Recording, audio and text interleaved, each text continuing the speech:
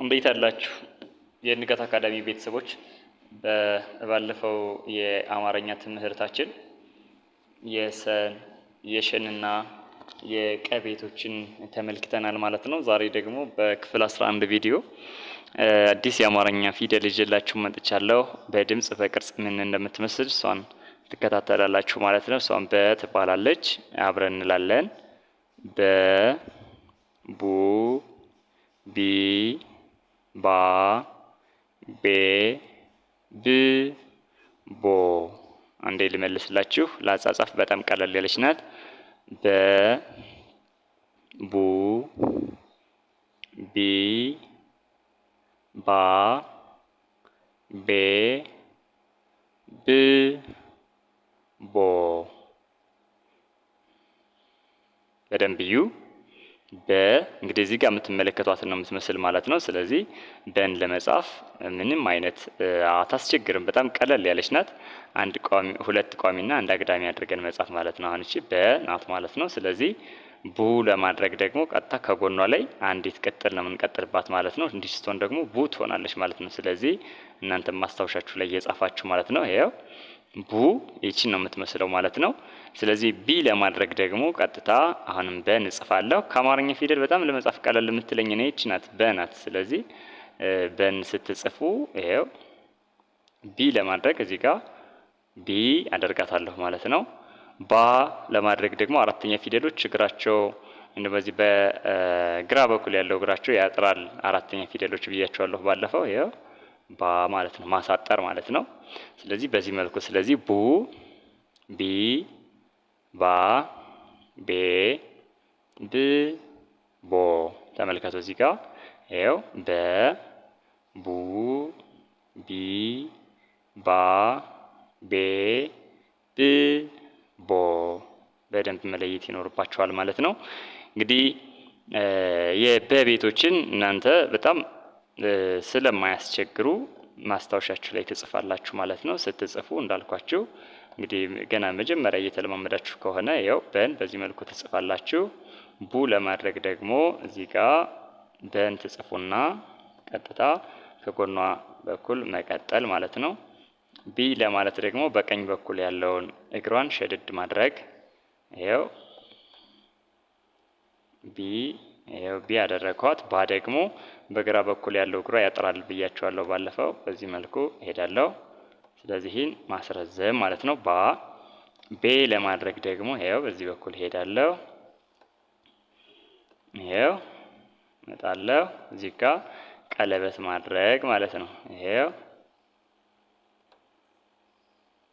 ቤ ብ ደግሞ ለማድረግ ቀጥታ በን እጽፋለሁ። ከዛ በግራ በኩል አምጥቼ ልክ ቡ ስናደርግ አሁን በቀኝ በኩል ነው የቀጠልኩባት። ብ ስትሆን ደግሞ አምጥቼ በዚህ በኩል እቀጥላለሁ ማለት ነው። ብ ቦች የሚጠርሻዋ ደግሞ ቦ ትሆናለች ማለት ነው። እቺም ለመጻፍ አታስቸግርም። በዚህ መልኩ ትጽፋላችሁ ማለት ነው። ስለዚህ እንደ የመጨረሻ ጊዜ ልላችኋለሁ። በ ቡ ቢ ባ ቤ ብ ቦ። ስለዚህ የበቤቶች ሰባቱም እኒን ይመስላሉ ማለት ነው። እንግዲህ ፊደላቱን በዚህ መልኩ ሆሄያቱን ካየን ቀጥታ ቃላትን መሰረታለን ማለት ነው። ስለዚህ በበ ቃላት ለመመስረት እዚህ ጋር የመጀመሪያ ፊደላትን ከዚህ ጋር የበቤቶችን መጠቀም ማለት ነው። የመጀመሪያ ፊደላቱን ለምሳሌ እዚህ ጋር በዚች በበ ፊደል ወይም በተባለችው ሆሄ ቃላት ለመመስረት የመጀመሪያው ፊደል በመሆን መቻል አለበት ማለት ነው። ስለዚህ ምን ብዬ መመስረት እችላለሁ? እዚህ ጋር በናት። ስለዚህ በን ወስዳለሁ ማለት ነው። ይሄው በን እጽፋለሁ። ከዚህ በኋላ ቃላት ትርጉም ሊሰጥ የሚችል ቃል የመጀመሪያው በ የሆነ ቃል ብቻ መደርደር ማለት ነው። ስለዚህ እዚህ ጋር ምስሉ ላይ የምትመለከቱት በግ ነው አይደል? ስለዚህ ግን እዚህ ጋር ጽፋለሁ ማለት ነው። ስለዚህ በግ ብዬ መመስረት እችላለሁ ማለት ነው። ስለዚህ አንድ ቃል መሰረቱ ማለት ነው። ሌላም መጨመር እችላለሁ። የዚህ ጋር በን ጻፍኩኝ። ከዛ የረ ቤቶችን ስላየን አሁን ሬን ለመጻፍ አትቸገሩም። ይሄው በሬ ብዬ መመስረት እችላለሁ ማለት ነው። በጣም ብዙ ቃላትን መመስረት ትችላላችሁ እናንተ። ይሄው እዚህ ጋር በችናት ይሄው በግ፣ በሬ፣ በርበሬ ብሎም የተለያዩ በጣም ብዙ ቃላቶችን መመስረት እንችላለን። ቡ ይኸው እንደዚህ አይነት ቅርጽ ያላት ናት ቡ ማለት። ስለዚህ በቡ ምስሉ ላይ እንደምትመለከቱት ቡችላ፣ ቡና የመሳሰሉ ቃላቶችን መመስረት እንችላለን። በቢ የዚህ ጋር የምታዩት ቢ ቢራቢሮ ማለት እንችላለን። ሌላም የራሳችን እንጨምር። ለምሳሌ ይሄው እዚህ ጋር ቢራ ማለት እንችላለን ማለት ነው በቢ። ያው ብዙ ቃል መመስረት ስለሚቻል እናንተ የራሳችሁን አማርኛ ቋንቋ ቃላት ለመናገር መጀመሪያ ቃላት መመስረት ይኖርብናል። ከዛ በኋላ ቃላቶችን አገጣጥሞ ደግሞ አረፍተ ነገር መስራት ግዴታ ስለሆነ ስለዚህ ቃላት መመስረት በደንብ መለማመድ ነው። በባ ደግሞ ባች ናት እንግዲህ አራተኛው የበቤት ማለት ነው። በባ ይሄው ባርኔጣ ብለን መመስረት እንችላለን ማለት ነው።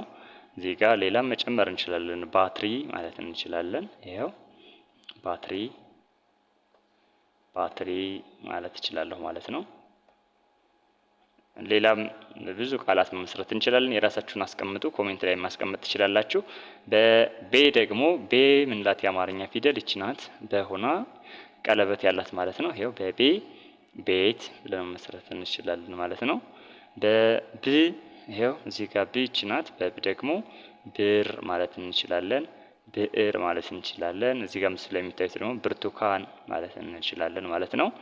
በቦ የዚህ ጋር ቦ ይች ናት። እዚህ ጋር ቦርሳ ማለት እንችላለን። ቦቲ ማለት እንችላለን።